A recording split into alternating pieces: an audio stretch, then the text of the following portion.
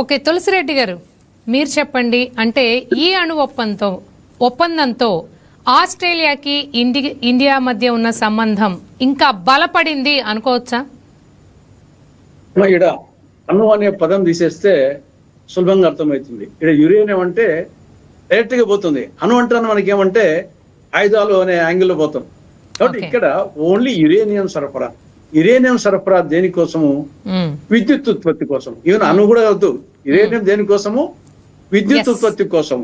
ఇది ప్రధానంగా వచ్చేసి ఇప్పుడు ఇది ఆల్రెడీ భారతదేశము మనకు వచ్చేసి ఆల్రెడీ విద్యుత్ అనేది చాలా అవసరం. అణు విద్యుత్ ఉత్పత్తికి మాత్రమే సరఫరా చేస్తోంది. అంతే ఇక్కడ ఈ యురేనియం వచ్చేసి దానికోసం. మనకు విద్యుత్లోనే ప్రపంచంలోనే తలసరి వినియోగంలో చాలా తక్కువలో ఉన్నాం. ఇప్పటికి మొత్తం విద్యుత్ వినియోగంలో ప్రపంచంలో వచ్చేసి సగటు 3788 కిలోవాట్ అవర్స్ అయితే మంది 1300 కిలోవాట్ అవర్స్. ప్రపంచ సగటుతో పోలిస్తే మనము 40% ఉన్నాం. ఇక అమెరికా అయితే 12712 kilowatt hours, Australia 10,513 kilowatt hours. కాబట్టి విద్యుత్ వినియోగంలో తలసరి వినియోగంలో ఇప్పటికే చాలా తక్కువగా ఉన్నాం. కానీ పారిశ్రామికంగా కానీ వ్యావసాయికంగా కానీ విద్య వైద్య రంగాల్లో ఏ రంగంలో ప్రగతి సాధించాలన్నా కంపల్సరీ విద్యుత్ అనేది ప్రైమరీ. ఇప్పుడు విద్యుత్తు లేకుండా మనం ఊహించలేము ప్రపంచాన్ని. వచ్చేసి మన పూర్వీకులు ఎన్నాళ్ళు ఉన్నారో కానీ ఇప్పుడు 1 గంట కరెంట్ లేకపోతే మనం ఉండలేని పరిస్థితి. కాబట్టి దేశ ప్రగతికి మానవ నాగరికత ప్రస్థానానికి విద్యుత్ అనేది అది అట్మోస్ట్ ఇంపార్టెంట్. ఆ విద్యుత్ వినియోగానికి సంబంధించి ఇప్పుడు మన దేశంలో ఇప్పటికే చాలా తక్కువగా ఉంది. ఆ విద్యుత్తును కూడా మనము 47% థర్మల్, 11% జల విద్యుత్తు, 29% సౌర విద్యుత్తు, 10.5% పవన విద్యుత్తు, ఓన్లీ అణు విద్యుత్తు 2 to 3%. మొత్తం మనము ఉండేదే తక్కువ. దాంట్లో కూడా మనం వచ్చేసి థర్మలే 47%. ఓన్లీ అణు విద్యుత్తు అంటే యురేనియం ద్వారా అణు విద్యుత్తు వచ్చేసి మనకుండే 7 ప్లేసెస్, తారాపూర్ కానీ, రాజస్థాన్ కానీ, కల్పకం కానీ, నరోరా, కక్రాపర్, కైగా, కుడంకులం, ఇవన్నీ మనకు 7 అణు రియాక్టర్స్ ద్వారా అయ్యేది ఉత్పత్తి అయ్యే దాంట్లో మొత్తం విద్యుత్ శక్తిలో ఓన్లీ 2.5%, 3%. దీన్ని అంటే సమ్ గిగావాట్స్ లో చెప్పాలంటే 8.78 గిగావాట్స్, లేదా మెగావాట్స్ చెప్పాలంటే 8000 మెగావాట్స్. దీన్ని ఫ్యూచర్ లో 2047కు మనము 100 గిగావాట్స్ అంటే 1,00,000 మెగావాట్స్ కు దీన్ని తీసుకుపోవాలనేది మన లక్ష్యం.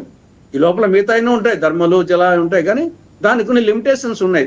బొగ్గు వలన, థర్మల్ వలన కొంత డిసడ్వాంటేజ్ ఉన్నాయి, వాతావరణ కాలుష్యం ఇన్ని వస్తాయి. కాబట్టి ఇక్కడ యురేనియం ద్వారా అయ్యే విద్యుత్ ఉత్పత్తికి కొంత అడిషనల్ అడ్వాంటేజ్ ఉన్నాయి. కాబట్టి మనము ఇప్పటికి 2.5% కాబట్టి దీన్ని పెంచుకోవాలనుకున్నప్పుడు మనకు ఉండే ప్లాంట్స్ కే అణు రియాక్టర్స్ 7 దాంట్లకే మనకు యురేనియం దేశంలో సరఫరా కావాల్సినంత లేదనమాట. కాబట్టి ఇప్పటికే మనము దాదాపు యురేనియం ఒప్పందాలు 14 దేశాలతో చేసుకున్నాం.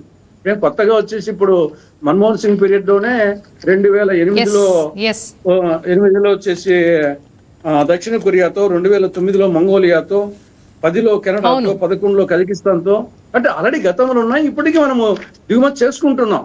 ఈవెన్ ఆస్ట్రేలియా కూడా కొంత ఉంది, కొంత సప్లై చేసుకుంటున్నాం.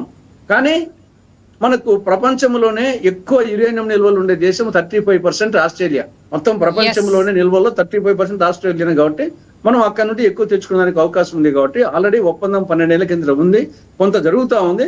దాన్ని మరింత ప్రోగ్రెస్ చేసడానికి నిన్న మోడీ గారి పర్యటన ఉపయోగపడింది. కాబట్టి ఖచ్చితంగా మనకు యురేనియం అవసరము. ఆ నేపథ్యంలో మనము మిగతా ఒప్పందాలు కూడా ఉన్నాయి, దాంట్లో యురేనియం సరఫరా కొంత పెరిగే అవకాశం ఉంది. ఇప్పటి వరకు మనకు ప్రధానంగా కజకిస్తాన్ ఎక్కువ మనము దిగుమతి చేసుకుంటున్నాము. దాని తర్వాత కెనడా, రష్యా చాలా రోజుల ముందే మనం సప్లై చేస్తుంది. కానీ అటు ప్రజెంట్ యురేనియం ఎక్కువ సప్లై చేసుకునేది మనము కజకిస్తాన్ నంబర్ 1 ఉంది, 2వది రష్యా, 3వది కెనడా, 4వది ఉజ్బెకిస్తాన్, 5వది ఆస్ట్రేలియా. ఇప్పటికే ఆస్ట్రేలియా ఉంది, దాన్ని మరింత పెంచడానికి ఆస్కారం ఉంటుంది. బట్ ఇది ఒక ప్రపంచానికి మన ఏదైనా సరే వారు చెప్పినట్టు యుద్ధంతో ఏది పరిష్కారం కాదు. ఎవరికైనా చర్చల ద్వారానే. మనం కురుక్షేత్ర యుద్ధం ఏం జరిగింది? కురుక్షేత్ర యుద్ధం మనకి అంతకంటే సందేశం ఏం కావాలా? మొత్తం ఆ పక్క 11 అశ్వహినులు, ఈ పక్క 7 అశ్వహినులు, 18 అశ్వహినులు. 18వ రోజు కల్లా మిగిలింది ఎంతమంది? కౌరవుల పక్కన 3, కౌరవుల పక్కన వచ్చేసి కృపాచార్యుడు, కృతవర్మ, అశ్వత్థామ. ఆ పక్క పాండవులు 5 మంది, కృష్ణుడు, సాత్యకి, యుయుత్సుడు 8 మంది. ఆ పక్క 8 మంది, ఈ పక్క 3, 11 మంది మిగిలినారు, 18 అశ్వహినులు. కాబట్టి అది మనకు అంతకంటే సందేశం అవసరం లేదు. కాబట్టి యుద్ధంతో ఎవరే వచ్చేసి బాగుపడేది ఉండదు. కాబట్టి డెఫినెట్ గా చర్చలే ఆ యొక్క సందేశం వేయడం మంచిదే. ఓకే తులసిరెడ్డి గారు.